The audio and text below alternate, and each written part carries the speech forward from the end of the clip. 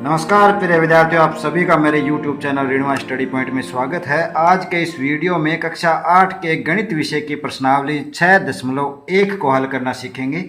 इससे पहले इस प्रश्नावली के 5 वीडियो अपलोड किए जा चुके हैं। यदि आपने वो नहीं देखे तो आप उन्हें प्ले लिस्ट से जाकर देख सकते हैं। यदि आपने इस चैनल का सब्सक्राइब बटन नहीं दबाया है तो प्लीज़ दबा लें और सब्सक्राइब बटन के साथ लगे बेल आइकन को जरूर प्रेस करें ताकि आपको वीडियो का हर नोटिफिकेशन मिल सके। तो चलिए शुरू करते हैं आज का वीडियो। प्रश्न संख्या 7 है, योग संक्रिया किए बिना योगफल ज्ञात करना है। यहाँ जो प्रश्न दिया हुआ है उसमें विषम प्राकृत संख्याएं दी हुई है। जैसे देखिए 1, 3, 5, 7 और 9। यहाँ पर ये जो विषम प्राकृत संख्याएं हैं ये क्रम से हैं, यानी कि 1 के बाद जो अगली विषम प्राकृत संख्या होती है वो 3 होती है। 3 के बाद जो अगली विषम प्राकृत संख्या होती है वो 5 होती है। तो इन्हें क्या कहा जाता है? क्रमागत विषम प्राकृत संख्याएं हैं। तो इनको जोड़े बिना, योग संक्रिया किए बिना अपने को बताना है कि इनका योगफल कितना है। वो कैसे बताएंगे कि आपको इन संख्याओं को गिन लेना है कि ये कितनी संख्याएं हैं। 1, 2, 3, 4 और 5 संख्याएं हैं। तो ये ध्यान रखना है कि जब भी विषम प्राकृत संख्याएं हो और वो क्रमागत हो तो आपको जितनी संख्याएं हैं उस संख्या का जो वर्ग होगा उसके योग के बराबर उस पूरी संख्या का योग होता है। तो क्योंकि यहाँ पर 5 क्रमागत संख्याएं हैं तो आपने लिख सकते हैं क्योंकि यहाँ 5 क्रमागत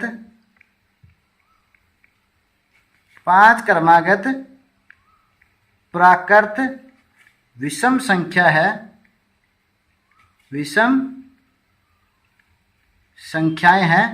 और जो क्रमागत विषम प्राकृत संख्याएं होती है उनका जो योग है वो जितनी संख्या होती है उसके वर्ग के बराबर होती है। तो यहां लिख सकते हैं अतः इनका योग बराबर किसके बराबर होगा कि 5 क्रमागत विषम संख्या हैं तो इनका योग 5 के वर्ग के बराबर होता है। और 5 का वर्ग कितना होता है? 25। तो ये आपका क्या हो जाएगा? आंसर। यानी कि 1 + 3 + 5 + 7 + 9 का जो योग है वो कितना होगा? 25 होगा। इसी का दूसरा देखिए 1, 3, 5, 7, 9, 11, 13, 15, 17 और 19। ये भी क्या है? विषम प्राकृत संख्याएं हैं। तो इनको आपको गिन लेना है। 1, 2, 3, 4, 5, 6, 7, 8, 9 और 10 विषम प्राकृत संख्या है। तो इनका योग कितना हो जाएगा? 10 के वर्ग के बराबर होगा। क्योंकि लिख देते हैं यहाँ 10 विषम प्राकृत संख्याएं, 10 विषम प्राकृत संख्याएं हैं, अतः इनका योग क्या होगा? 10 के वर्ग के बराबर होगा। और 10 का वर्ग कितना होता है? 100। तो यहाँ जो आंसर आ जाएगा वो 100। बिल्कुल सिंपल है। इसी तरह ये प्रश्न आप खुद कर सकते हो। देखिए हल, ये भी विषम प्राकृत संख्या है और क्रमागत विषम प्राकृत। क्रमागत का अर्थ है लगातार विषम प्राकृत संख्या है। तो इनको गिन लेते हैं 1, 2, 3, 4, 5, 6, 7, 8, 9, 10, 11 और 12। तो यहाँ लिख देते हैं क्योंकि यहाँ 12 विषम प्राकृत संख्याएं हैं, अतः इनका योग किसके बराबर होगा? 12 के वर्ग के बराबर होगा। 12 के वर्ग। और 12 का वर्ग कितना होता है? 12 × 12 अर्थात 144। तो यहाँ पे जो आंसर आ जाएगा वो कितना आएगा? 144। चलिए अगला प्रश्न हल करते हैं। प्रश्न देखिए 49 को 7 विषम प्राकृत संख्याओं के योग के रूप में लिखिए। अभी जो प्रश्न किया उसका अपोजिट है। यहाँ 49 को 7 विषम प्राकृत संख्याओं के योग के रूप में लिखना है। तो पहले 49 का वर्गमूल निकालेंगे। हल, क्योंकि 49 का वर्गमूल। अब 49 का वर्गमूल कितना है? 1 से 10 तक के वर्गमूल तो आपको याद होने ही चाहिए।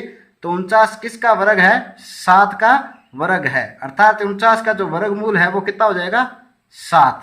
49 का जो वर्गमूल है वो क्या हो जाएगा? 7। तो इसका अर्थ ये हुआ कि अपने 49 को 7 विषम प्राकृत संख्याओं के रूप में लिख सकते हैं। इसलिए 7 क्रमागत विषम प्राकृत संख्याओं का योग, विषम प्राकृत संख्याओं का योग कितना आता है? 49 है। तो इन्हें कैसे लिख सकते हैं? अर्थात 1 + 3 + 5 + 7 + 9 गिन लीजिए। 1 2 3 4 और 5 हुई है अभी तक। 9 के बाद 11 + 13, तो ये कितनी विषम प्राकृत संख्या होगी? 7। तो यही प्रश्न लिखना था कि 49 को 7 विषम प्राकृत संख्याओं के योग के रूप में लिखिए। तो इस तरह से इस प्रश्न को हल करना है। अगला प्रश्न है 25 व 26 के वर्गों के बीच में कितनी संख्याएं होती है, ज्ञात करना है। तो कोई भी दो क्रमागत संख्याएं दी हुई हो आपको और उनके वर्गों के बीच में संख्याएं निकाले, तो उसका एक फॉर्मूला है वो आपको याद रखना है। n² व n+1 की स्क्वायर के वर्गों के बीच में संख्याएं बराबर कितनी होती है? 2n के बराबर होती है। ये आपको याद रखना है।